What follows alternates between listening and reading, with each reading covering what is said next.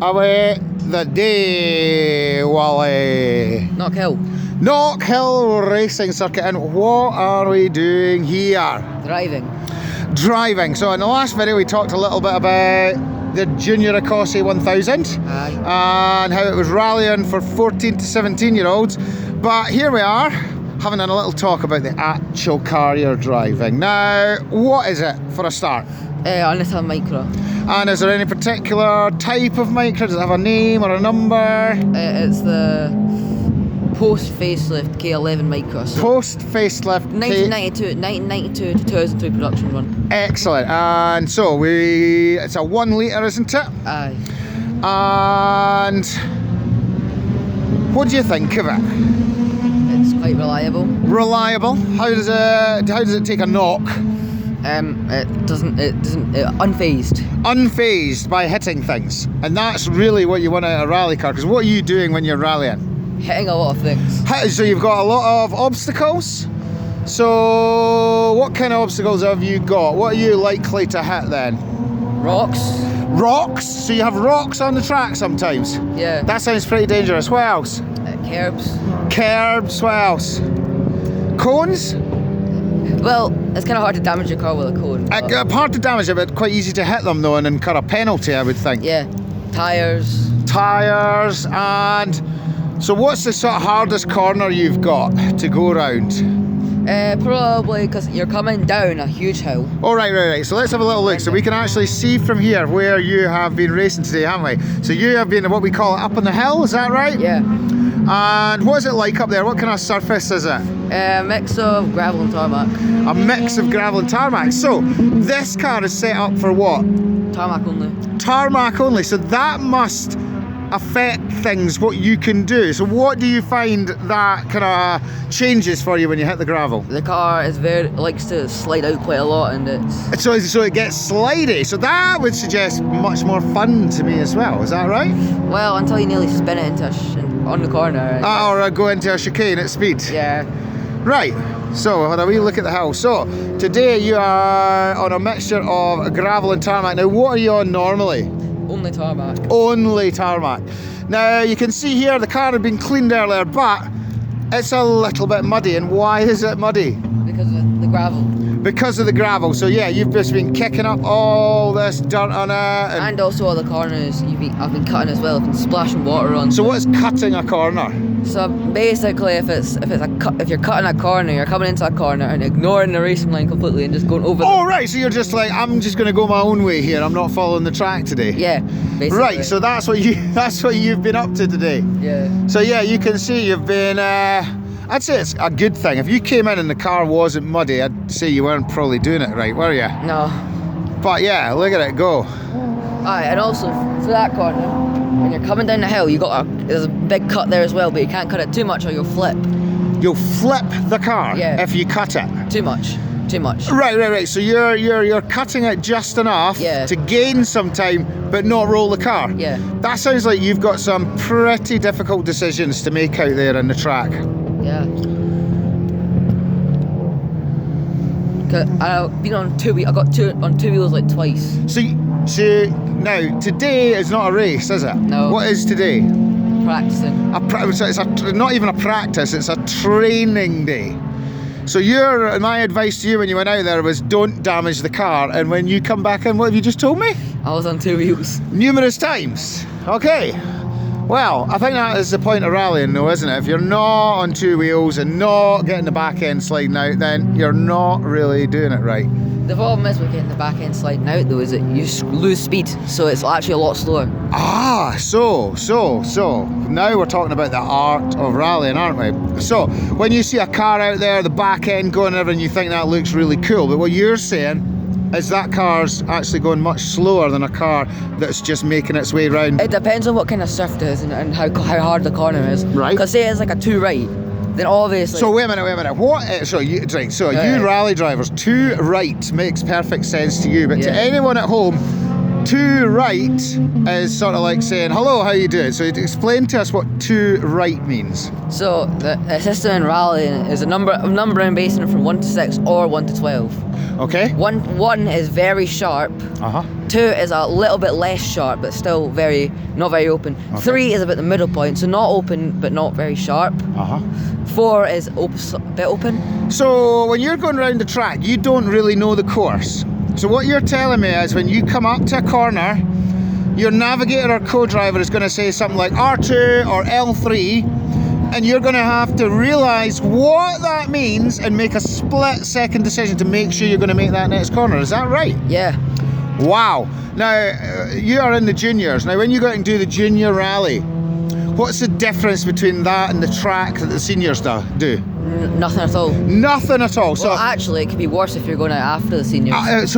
And what could make it worse?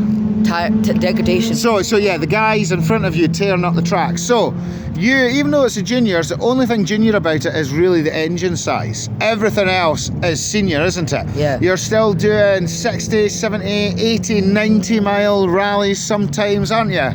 Well, I think the longest one's about 180 miles or something like that. 180 miles? Yeah. That's pretty incredible. That'll be over a few days though, eh? I thought it was Macrahan-ish. Oh, that's over 2 days. So that's a really, I don't know if it's as much as that, but yeah, we certainly get up over 100 miles over our rallies, don't we? Yeah. Now, I'm looking at this front wheel here, right? Now, let's just look along the back here. Now, when I'm looking at the back wheel here, it seems to be straight up and down with the car. I'm looking at this front wheel and that looks different to me. That looks like the top of it is bent in. So why is that? It's for camber. So for camber, what is camber? So basically, for your normal car, your tyre patch is basically just touching the road flat. So you're not getting the full tyre touching the road. All right. But when you have cambered to about 2 to 3 degrees. So what you've done to your car is you've tilted it in 2 or 3 degrees at the top. Yeah. And then that allows you more tyre on the road, which means gives more grip. More grip. Wow, so there's lots of little things like that you can do to just a normal car to make it more suitable for rallying. Yeah, the only problem is it's slower to do that on gravel, snow, all the other kind of surfaces. So right. It's only really... Oh, wait a minute. Our friends have just joined us, Catherine. We're making a wee video here. So Catherine's in all of our video. You're going to say hello to everyone, Catherine? Hi. Right, so we're just doing a wee video of William's car here and having a wee chat about it and telling everyone what it does. Now, normally when you see a cool car, they've got really big, massive wheels on it. These ones look quite small. So why don't you have big, nice 19-inch rims on this thing and making it look really cool? Well, how big your wheel is affects the gear ratio. Right. In a way. And how does it affect it? So these are 13-inch wheels, which means the car has very short gear ratios. Right. But compared to cars that may so what would happen to this car if you put 19-inch alloys on it? It would just like be very sluggish off. Very sluggish. It wouldn't control properly and all the rest of it. Yeah. Cool. Yeah, that is pretty impressive. And they're also lightweight alloy wheels as well. So these are lightweight alloy wheels as well. So everything in rallying, is it all about weight? Is that right? Yes.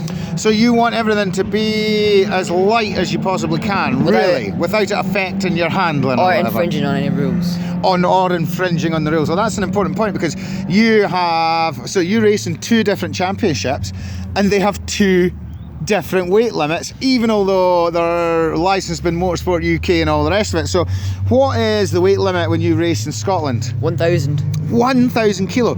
So with a car like this that comes in, we were weighed today at what? 890. 890-ish. So yeah, I mean, the weight limit we have in the Scottish one is 1,000 kilos. So we have to add a tremendous amount of weight to this to make it meet the limit. But when we go down and race in England, what happens? It's 950. Their limit's only 950. So you basically have to take a person, the weight out of the car. So it's just bizarre, isn't it? And anyway, you gain for the Scottish Championship, you gain the weight from the driver and the co-driver. Aye. So yeah. Really, we're running about. Hopefully, we should be spot on the way. We're aiming to be 1,010 kilos, aren't we? So we're hopefully spot on the mark for where we are now. So yeah, your bumper's looking a bit worse for wear, William. What happened there? What did you do to it? I crashed it. You crashed it, and what did you do to the bumper? Smashed it. Smashed it, so we've had to Frankenstein it back together, haven't we? How are you today, Justin? Good. What do you think of this wee car? Yeah. Would you like to drive it one day? No! You're going to stick to the go-karts or Nan's car? Good idea. And then we've got our sponsors on the side here. We've got our co-driver there. Let's just have one more. And what's this bit on the top, Willie? Normal road cars don't have this. What is this? This is a hood scoop. A what? A hood scoop? Yeah, it's to be able to supply extra air to the driver and co-driver to cool them down. Right. See, I thought it was something to make it go faster. So because it looks really, really cool. It would doesn't be on the bonnet if it was to make it faster. Now, these things look important. They've got sort of big emergency stickers. What are these things here? This is for the electrical cut-off. So in rally cars, say your car starts overheating and just piles up the smoke. You're going to pull that to cut off the engine completely, turn it all off. Right, so this overrides the key in it. So if something happens, you've crashed it, the key can't turn anymore, you can cut the engine immediately with that. And then right after that, you'll pull the extinguisher. Extinguisher, and what does the extinguisher do? There's a plumbed-in fire extinguisher in there that sets that plumbed fire extinguisher off. And then there's also another fire extinguisher right beneath the co-driver's legs, which you can take out, and then you can use that as well. Oh wow, so that is very impressive, I have to say.